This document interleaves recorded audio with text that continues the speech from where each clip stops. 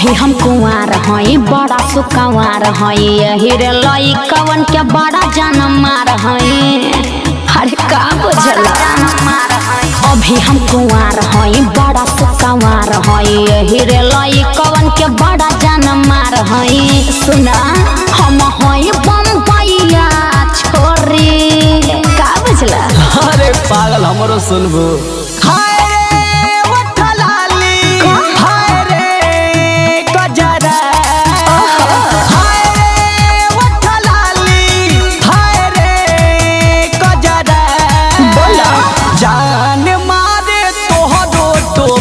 घगरा ए गोरी साजा कहियो तू कर वही बुमार झगड़ा ए गोरी हम का करवाइए दे हम।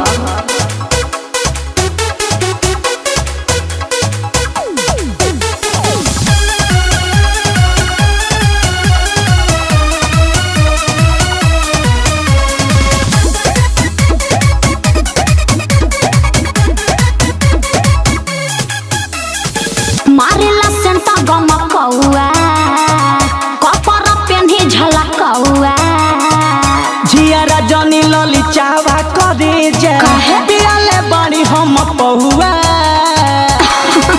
त हमार का बिगाड़ लेबा। मारेला सेंटा गमकौआ कपड़ा पेन्ही झलकौआ झियारा जनी लली चावा करे जे माल हौ हब चौआ हमरो सुना साफ करेला रोई से ढोरही आरा ढोरही। हाय रे उठलाली हाय रे गजरा हाय रे कनबाली बोला हाय रे गजरा जान मारे तोहरो टोपिस घगरा ए गोरी कहियो तू कर वही बू हमनी में झगड़ा ए गोरी। अरे कितना मार तो हो गइल।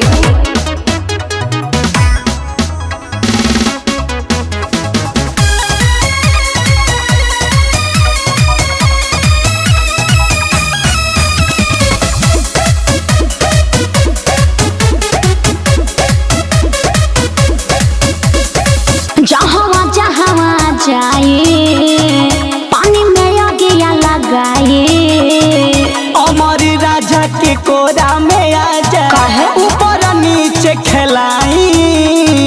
अरे हमारा फेर में मत पड़ा।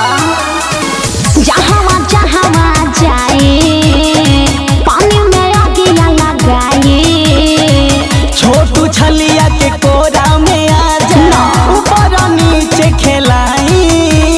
सुना अनुज का बेक के हई कमजोरी कमजोरी।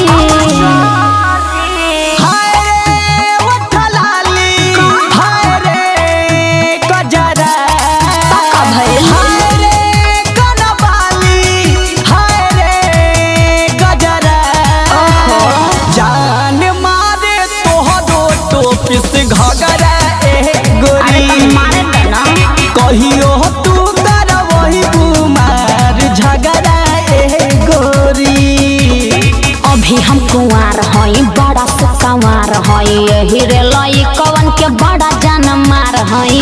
सुना हम हई बम्बईया छोरी